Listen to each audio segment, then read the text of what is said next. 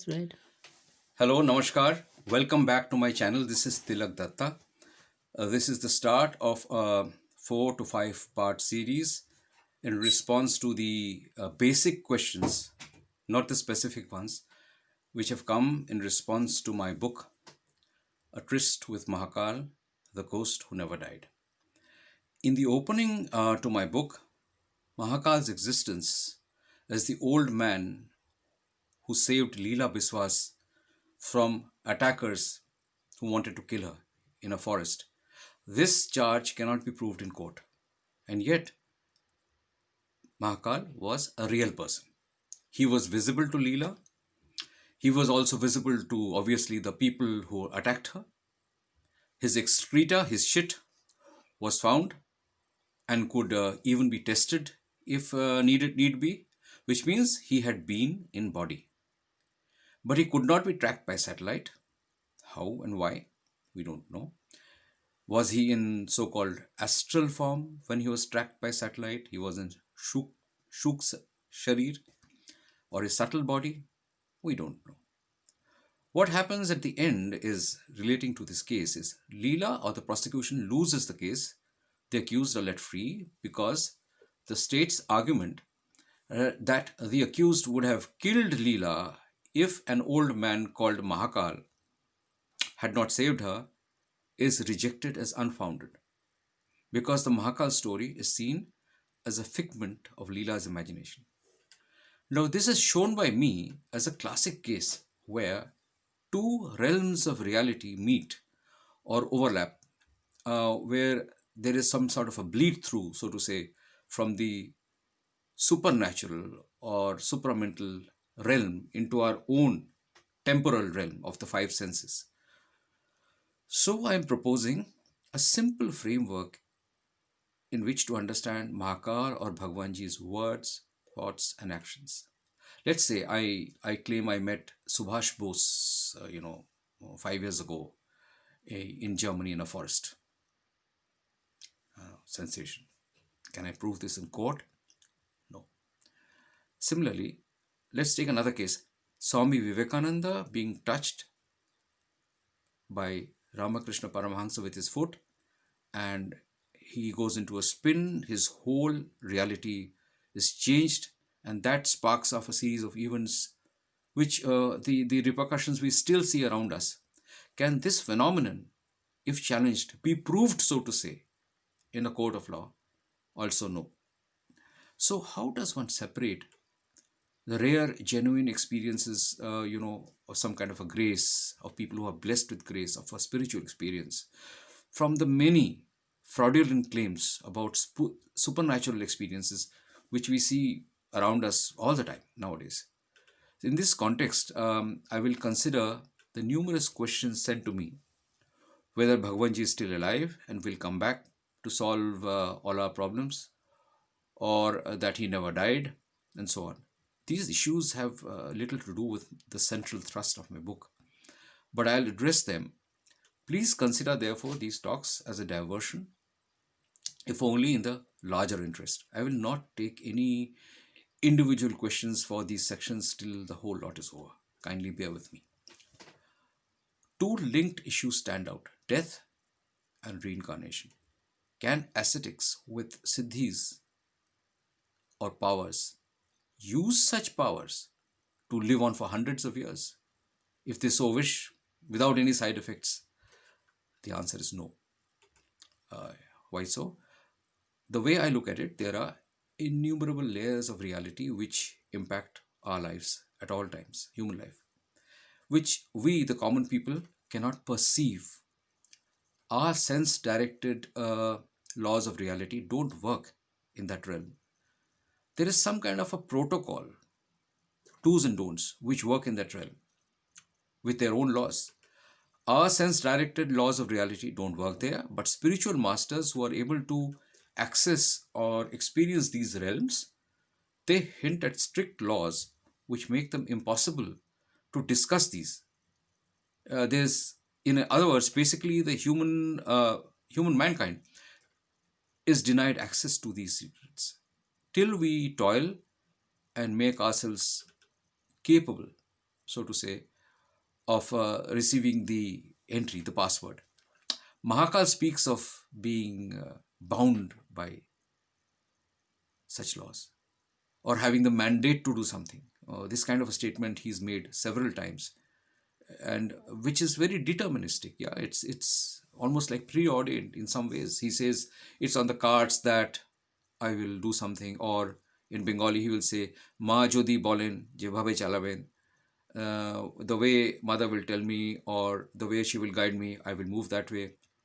I am a mere foil carrying out a mission. This sort of a nuance we encounter very often. So, my protagonist Leela Biswas, in fact, is anguished by this, and she says, "What on earth are these invisible disciplinary laws which bind us at our births? Secrets which even your exalted rishis cannot speak about or name." What do other spiritual masters have to say on such issues? I will use some quotations, some of which are from Sri Aurobindo. This is because Subhash Bose saw Aurobindo's yoga as something even superior to what he felt it was superior to Swami Vivekananda's yoga, and he wanted to learn the same. Other masters whom I have chosen for quotations are relevant in some way to Bhagwanji, because he spoke of, for instance, the Nath Sampradaya or the Navanath order, and some of his pronouncements seem to have some affinity with that order. So I have chosen Nisargadatta Maharaj from the Nath order, Devananath sect, in fact, who was a simple shopkeeper in Mumbai, had no ashram, no regular disciples. He became world famous after a foreign disciple recorded his answers to questions and had them translated into English and published this as I am that. Very short and to the point answers. I will also include quotations from a Buddhist Lama who spent decades in Tibet under great masters, because Bhagwanji is said to have practiced and mastered Tibetan tantric practices too in caves there before he returned to India. I will begin with some quotations from, in fact, Paramahansa Yogananda about protocol or preordained universe. So Yogananda ji is asking his guru, Yukteswar Giri. He asks, why did God ever join soul and body? What was his purpose in setting into initial motion this evolutionary drama of creation? Countless other men have posed similar questions. Yukteswar Giriji replies, leave aside a few questions for eternity. How could man's limited reasoning powers comprehend the inconceivable motives of the uncreated absolute? Ultimately, every mystery is solved by God Himself. So there is no answer, specific answer given by Yukteswarji. Yoganandaji speaks elsewhere. He says, all great prophets have remained silent when requested to reveal the ultimate secrets. Contrast this with what Bhagwanji says when he was in full flow speaking to his disciples, and all of a sudden he says, Ma, in Bengali he says, Ar kichu bolbo na neme ashi. Mother, almost in forgiveness, I will not speak anymore. I will not reveal anymore. Let me come down to the earthly realm.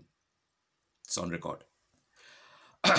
Then I go on to the preordained universe part, what Nisargadatta Maharaj says. He says, when the time comes for the world to be helped, some people are given the will, the wisdom, and the power to cause great changes. Now, this is deterministic, isn't it? By whom is this power given? By what phenomenon? How is it given? There is no answer. Then he says, speaks of laws beyond our knowing, or some unknown power acts, and you imagine that you are acting. This is again deterministic. Sri Aurobindo makes it even clearer. He says, there is a predestined descent or advent of the supramental, while conflicting forces fight on earth, quite like today. The predetermined result is hidden. To say more or to reveal more will be going beyond the line. It can't be clearer than that. So this is one section about a preordained universe with a certain amount of protocol or mandate involved, which I will refer to later in reference to Bhagavanji. Next is this thing of Ye Sharir, which he used very often for himself, third person. Nisargadatta Maharaj is answering questions from a follower, a fan, or whatever. The question to him is, any day there may be a riot right in front of you. Perhaps people are killing each other. Surely you cannot say that nothing is happening and you remain aloof. Maharaji says, I never talked of remaining aloof. You could well see me jumping into the fray to save somebody and getting killed. Yet, to me, nothing would have happened.